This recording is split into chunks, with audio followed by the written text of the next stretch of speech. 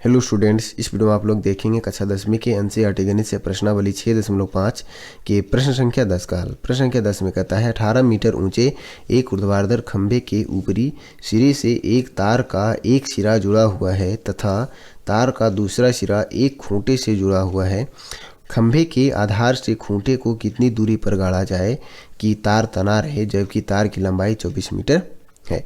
तो जैसा प्रश्न में कहा जा रहा है, आइए उसके अनुसार से पहले एक आकृति की रचना करते हैं, उसके बाद इस प्रश्न को आगे समझते हैं। तो प्रश्न में कह रहा है कि 18 मीटर ऊंचे एक ऊर्ध्वाधर खंभा है ना, मतलब कोई खंभा है जिसकी ऊंचाई कितनी दी गई है 18 मीटर। तो हम एक खंभा पहले गाड़ लेते हैं, मतलब खींच लेते हैं। तो ये जो है एक खंभा हम खींच लिए जिसकी लंबाई जो है प्रश्न के अनुसार 18 मीटर दी गई है ना। अब इसमें कह रहा है कि खंभे के ऊपरी सिरे से एक तार का एक सिरा जुड़ा हुआ है। खंभा का ऊपरी सिरा हमारा ये है, तो इसके सिरे से जो है कोई एक तार जुड़ा हुआ है ना, तथा तार का दूसरा सिरा जो है एक खूंटे से जुड़ा हुआ है। तो तार का दूसरा सिरा जो है एक खूंटे से जोड़ देना, हमें इधर जोड़ देना है, आप चाहे तो इधर भी जोड़ सकते हैं। तो इधर हमारा स्पेस कम है इसलिए इधर जोड़ते हैं, ठीक है।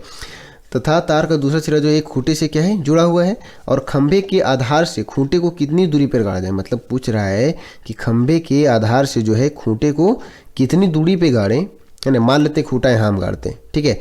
तब जो है कि तार तना रहे, जबकि तार की लंबाई कितना होना चाहिए 24 मीटर। तो तार हमारा तना रहना चाहिए और तार की लंबाई कितनी होनी चाहिए 24 मीटर। मतलब प्रश्न में जो है हमें तार की लंबाई 24 मीटर दी गई है और खंभे की लंबाई कितना दी गई है 18 मीटर दी गई है। तब हमें इस खूंटे से खंभे के आधार के बीच की दूरी को क्या करना है, ज्ञात करना है, ठीक है। तो आइए यहाँ भी हमारा खंभा जो है जब गाड़ा रहेगा ज़मीन में, तो वो ज़मीन के साथ क्या करेगा 90 डिग्री का कोण बनाएगा। तो जैसे ही 90 डिग्री कोण बनाया और तो तार को सम्मिलित करने के बाद आधार को खंभे से इस तरह से कुछ क्या करेगा, समकोण त्रिभुज बनेगा। तो जब समकोण त्रिभुज बन गया तो यहाँ हमारा क्या लग जाएगा, पाइथागोरस प्रमेय, जैसा कि हमने प्रश्न संख्या 9 में लगाया था, उसी तरह से ये भी निकल जाएगा।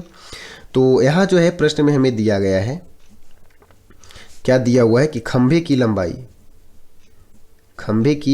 लंबाई जिसे हम चित्र में बना दिए हैं, तो वो हमारा ए बी है। खंभा की लंबाई ए बी बराबर कितना दिया हुआ है 18 मीटर दिया हुआ है, क्लियर।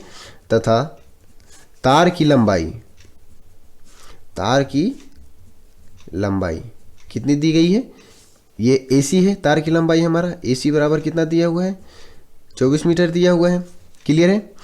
और हमें ज्ञात ये करना है, बी सी बराबर ज्ञात करना है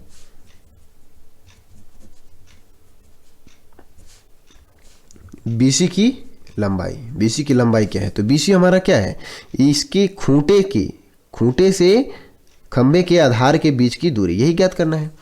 तो अब हम आ जाएंगे त्रिभुज, समकोण त्रिभुज में लिख देना है। अब समकोण त्रिभुज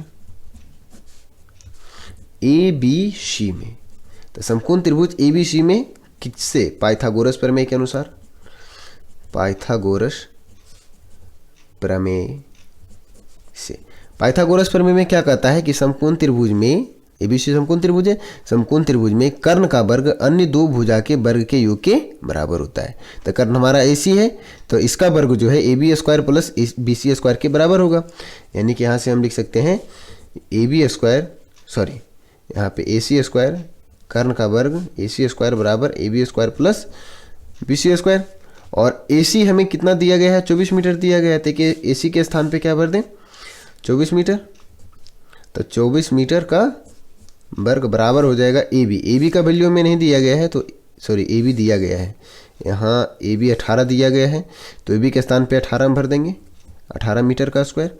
और प्लस में है BC स्क्वायर, तो BC स्क्वायर का वैल्यू में ज्ञात करना है, तो BC स्क्वायर ऐसे ही रह जाएगा, क्लियर है। तो 24 का स्क्वायर करेंगे तो कितना आ जाएगा 576, आप सभी लोगों को मालूम होगा 24 का वर्ग।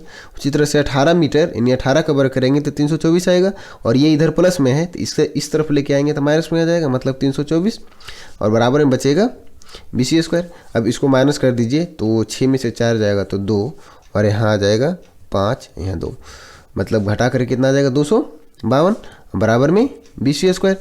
अब यहाँ से जो है हम BC का वैल्यू जब निकालेंगे तो BC हमारा वर्ग में है, तो वर्ग से इसका स्क्वायर से हटाएंगे वैल्यू, सिर्फ BC लिखेंगे तो क्या आ जाएगा इधर वाला रूट में, यानी कि बराबर में अंडर रूट 252 आ जाएगा, क्लियर है।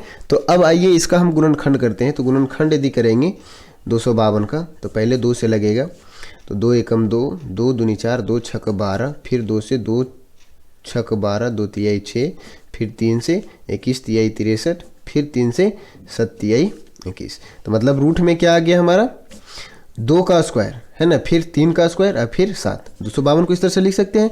और चूंकि ये स्क्वायर में है तो रूट से बाहर निकल जाएगा हमारा 2, और 3 भी स्क्वायर में है तो 3 भी क्या हो जाएगा हमारा बाहर निकल जाएगा, और 7 क्या है सिंगल है ना, तो 7 हमारा ऐसे ही नीचे रह जाएगा। तो 2 गुणे 3 क्या आ जाएगा 6 बराबर में 6 2 तिहाई 6 अंडर रूट 7, मतलब 6 रूट 7 क्या है मीटर में सब सारा इकाई दिया हुआ था, तो ये भी क्या आएगा हमारा मीटर में। तो यही प्रश्न में आपका पूछा जा रहा था बीसी की लंबाई, जो कि आ गया हमारा 6 रूट 7 मीटर। क्लियर है। तो आशा करते हैं कि आप लोग प्रश्न संख्या 10 को बिल्कुल अच्छे तरीके से समझ गए होंगे, और यदि वीडियो पसंद आया तो वीडियो को लाइक कर अपने दोस्तों के साथ शेयर अवश्य कर लीजिएगा। मिलते हैं इसके अगले वीडियो में, तब तक आप हमारे चैनल पर बने रहेंगे। धन्यवाद।